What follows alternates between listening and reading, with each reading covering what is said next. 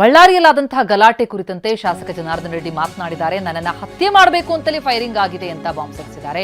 ಶಾಸಕ ನಾರಾ ಭರತ್ ರೆಡ್ಡಿ ದೊಡ್ಡ ಕ್ರಿಮಿನಲ್ ಅಂತ ಜರಿದಿದ್ದಾರೆ. ಎಕ್ಸ್ಕ್ಲೂಸಿವ್ ಆಗಿ ಮಾತನಾಡಿದ್ದಾರೆ. ಟಿವಿ9 ಜೊತೆ ಏನ್ ಹೇಳಿದ್ದಾರೆ ಕೇಳೋಣ. ಕಾರ್ಯಕರ್ತನ ಸಾವಿನ ಬಗ್ಗೆ ನೇರವಾಗಿ ಶಾಸಕರು ಜನಾರ್ದನ ರೆಡ್ಡಿ ಅವರ ಮೇಲೆ ಆರೋಪ ಮಾಡಿರುವಂಥದ್ದು. ಈಗ ನಮ್ಮ ಜೊತೆಗೆ ಜನಾರ್ದನ ರೆಡ್ಡಿ ಅವರಿಂದ ಅವ್ರನ್ನ ಮಾತಾಡ್ಸೋಣ. ಸರ್, ಈಗ ಕಾರ್ಯಕರ್ತನ ಸಾವಾಗಿದೆ, ನೇರ ಕಾರಣ ತಾವೇ ಅನ್ನೋದು ಅವರ ಆರೋಪ ಇದೆ. ನೋಡಿ, ಕ್ರಿಮಿನಲ್ಸ್ ನಾರಾ ಭರತ್ ರೆಡ್ಡಿ ಅವರಪ್ಪ ನಾರಾ ಭರತ್ ರೆಡ್ಡಿ, ಅವರಪ್ಪ ನಾರಾ ಸೂರ್ಯನಾರಾಯಣ ರೆಡ್ಡಿ, ಆ ಇಬ್ಬರು ಎಂಥ ದೊಡ್ಡ ಕ್ರಿಮಿನಲ್ಸ್ ಅನ್ನೋದು ಇಡೀ ಬಳ್ಳಾರಿ ನಗರದಲ್ಲಿ ಹಿರಿಯರಿಂದ ಹಿಡಿದು ಕಿರಿಯರವರೆಗೆ ಕೇಳಿದರೂ ಕೂಡ ಹೇಳ್ತಾರೆ.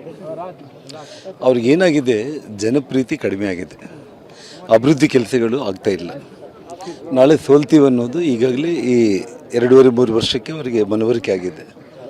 ಸೊ ಹಾಗಾಗಿ ದೊಡ್ಡ ದೊಡ್ಡ ಅಭಿವೃದ್ಧಿ ಕೆಲಸಗಳು ಮಾಡೋದಕ್ಕಾಗ್ದೇನೆ ಆಲ್ರೆಡಿ ವಾಲ್ಮೀಕಿ ವೃತ್ತ ಅಂತ ನಾವೇನು ಘೋಷಣೆ ಮಾಡಿ ವಾಲ್ಮೀಕಿ ಮೂರ್ತಿಯನ್ನು ಪ್ರತಿಷ್ಠಾಪನೆ ಮಾಡಿರುವಂಥ ಜಾಗದಲ್ಲೇ ಇನ್ನೊಂದು ವಾಲ್ಮೀಕಿ ಮೂರ್ತಿಯನ್ನು ಕೊಡಿಸೋದ್ರ ಮೂಲಕ ಈ ರೀತಿಯ ಬ್ಯಾನರ್ಗಳನ್ನು ನಮ್ಮ ಮನೆಗೆ ಅಡ್ಡಲಾಗಿ ಬೆಳಿಗ್ಗೆ ಯಾರೋ ಹುಡುಗರು ಬಂದು ಅವ್ರಿಗೇನು ಹೇಳಿರ್ತಾರೆ, ನಾನು ಹೇಳಿದ ತಕ್ಷಣ ಇಲ್ಲ ಸರ್ ನಾವು ಹೋಗ್ತೀವಿ ಅಂತ ಹೋಗ್ಬಿಟ್ರು ಅವರು.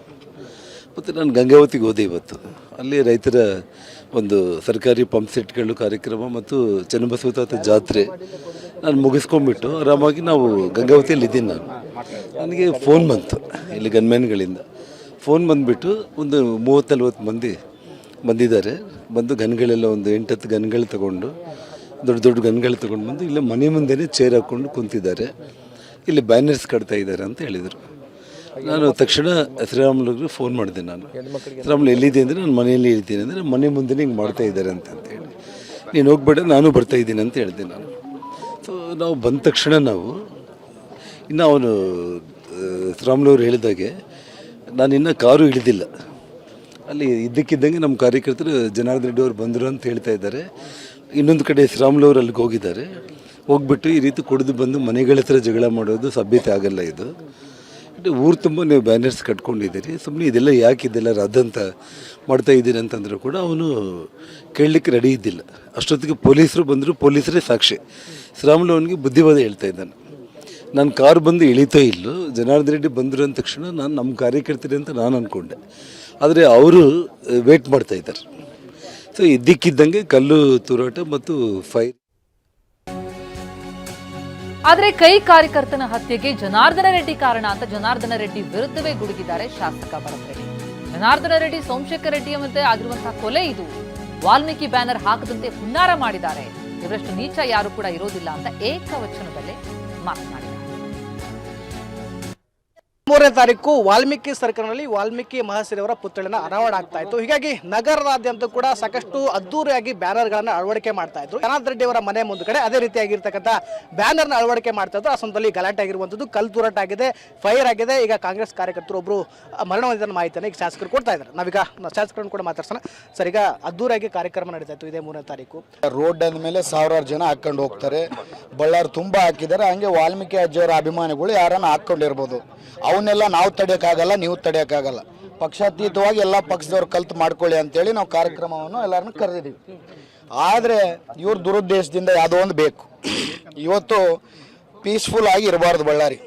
ವಾಲ್ಮೀಕಿ ಅಜ್ಜನ ಕಾರ್ಯಕ್ರಮ ನಡಿಬಾರ್ದು. ವಾಲ್ಮೀಕಿ ಅಜ್ಜನ ಕಾರ್ಯಕ್ರಮ ನಡೆದ್ರೆ ವಾಲ್ಮೀಕಿ ಅಜ್ಜನ ಹೆಸರು ಹೇಳ್ಕೊಂಡು ನಾವು ಇಷ್ಟು ದಿವಸ ರಾಜಕಾರಣವನ್ನು ಏನು ಮಾಡಿದ್ವಿ, ಆ ಅಜ್ಜನಿಗೆ ಏನು ನಾವು ಸೇವೆ ಮಾಡೋಕ್ಕಾಗಲ್ಲ. ಇವತ್ತು ಇವ್ರು ಬಂದು ಅಜ್ಜನಿಗೆ ಅಷ್ಟು ದೊಡ್ಡ ಸೇವೆಯನ್ನು ಮಾಡ್ತಿದ್ದಾರೆ. ಅದನ್ನು ನಾವು ತಡಿಬೇಕನ್ನೋ ದುರುದ್ದೇಶದಿಂದ ಇವನು ದುರುದ್ದೇಶ ಇಟ್ಕೊಂಡು ಮಾಡಿದ್ದಾನೆ. ಆಗಲಿ ಇಂಥ ದುರುದ್ದೇಶಗಳು ಇಟ್ಕೊಂಡು ಇವನು ಇವತ್ತುವರೆಗೆ ನನ್ನ ರಾಜಕಾರಣದಲ್ಲಿ ಎಷ್ಟು ಮಾಡಬೇಕಂತ ಬಂದರೂ ನಾನು ಅವನ ಮುಂದೆ ಗೆದ್ದು ನಿಂತು ಮೆಟ್ಟು ನಿಂತು ಅವ್ನಿಗೇನಂತ ತೋರಿಸಿದ್ದೀನಿ. ಆದರೆ ಇವತ್ತು ಒಂದು ಅಜ್ಜನ ಕಾರ್ಯಕ್ರಮಕ್ಕೆ ಈ ರೀತಿಯಲ್ಲಿ ಮಾಡ್ತಾರೆ. ನಂದೇನೋ ಪರ್ಸನಲ್ ಕಾರ್ಯಕ್ರಮನೋ ಇನ್ನೊಂದೋ ಇದ್ದಾಗ ನನಗೆ ನನ್ನ ಕಾರ್ಯಕ್ರಮಗಳು ಅಡ್ಡಪಡಿಸಿದ್ರೆ ಏನು ತೊಂದರೆ ಇಲ್ಲ. ಒಂದು ಅಷ್ಟು ದೊಡ್ಡ ಮಹಾನ್ ವ್ಯಕ್ತಿ, ಭಾರತ ದೇಶನೇ ಅಭಿಮಾನಿಸುವಂಥ ವ್ಯಕ್ತಿನ ವಿಗ್ರಹನ ಮಾಡಬಾರ್ದು ಅಂತೇಳಿ ದುರುದ್ದೇಶದಿಂದ ಇವತ್ತು ಈ ಕಾರ್ಯಕ್ರಮವನ್ನು ಇವನು ಮಾಡಿದ್ದಾನೆ. ಆ ಹುಡುಗನ ಒಂದು ಮರ್ಡರ್ ಆಗೋಕ್ಕೆ ಕಾರಣ ಆಗಿದ್ದಾನೆ ಇವನು. ಇವನ ತಕ್ಷಣಕ್ಕೆ ಇಂಥವರು, ನಾನು ಇಷ್ಟಕ್ಕೆ ಮುಂಚೆ ಕೂಡ ಹೇಳಿದ್ದೆ, ಇವನಷ್ಟು ನೀಚ ಯಾರಿರಲ್ಲ ಅಂತೇಳಿ.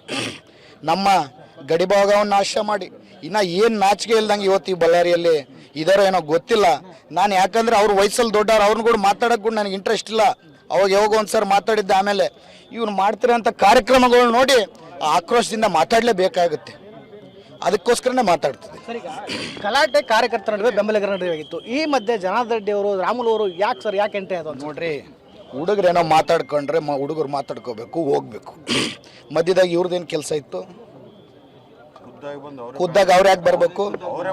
ಇಷ್ಟು ಕೀಳು ಮಟ್ಟಕ್ಕೆ ಇಳಿದು ರಾಜಕಾರಣ ಮಾಡೋ ಅವಶ್ಯಕತೆ ಇದೆನಾ? ಕೀಳು ಮಟ್ಟಕ್ಕೆ ಇಳ್ಬೇಕಂದ್ರೆ ಅವ್ರಿಗಂದ್ರೆ ಕೀಳು ಮಟ್ಟಕ್ಕೆ ಹೋಗ್ಬೋದು. ಆದರೆ ಜನಕ್ಕೆ ಏನಂತ ಹೇಳ್ತೀವಿ ನಾವು? ಯುವ ಪೀಳಿಗೆಗೆ ಏನಂತ ತೋರಿಸ್ತೀವಿ? ಇವತ್ತು ಅವ್ರೇನಂತೇಳಿ ಯುವ ಪೀಳಿಗೆ ನೋಡ್ತಿದೆ. ಇವತ್ತು ಇಷ್ಟು ಜನ ನಾನು ಏನೋ ಒಂದು ದುಡುಕು ನಿರ್ಧಾರ ತಗೊಂಡ್ರೆ ಒಂದು 5-6 ಸಾವಿರ ಜನ ಇವತ್ತು ಬಂದಿದ್ರು. ನಾವೇನೋ ದುಡುಕು ನಿರ್ಧಾರ ತಗೊಂಡ್ರೆ ಎಷ್ಟು ಮಂದಿ ಜೀವನಗಳು ಹೋಗ್ತವೆ? ಎಷ್ಟು ಮಂದಿ ಜೀವನಗಳು ಹಾಳಾಗ್ತವೆ? ಎಷ್ಟು ಮಂದಿ ಜೀವನಗಳು ಹಾಳಾಗ್ತವೆ? ಅಂಥವೆಲ್ಲ ಯೋಚನೆ ಮಾಡಿ ನಾವು ಚಿಕ್ಕ ವಯಸ್ಸಿದ್ರು ಕೂಡ ಇಷ್ಟು ಯೋಚನೆ ಮಾಡಿದ್ರು. 65 ವಯಸ್ಸು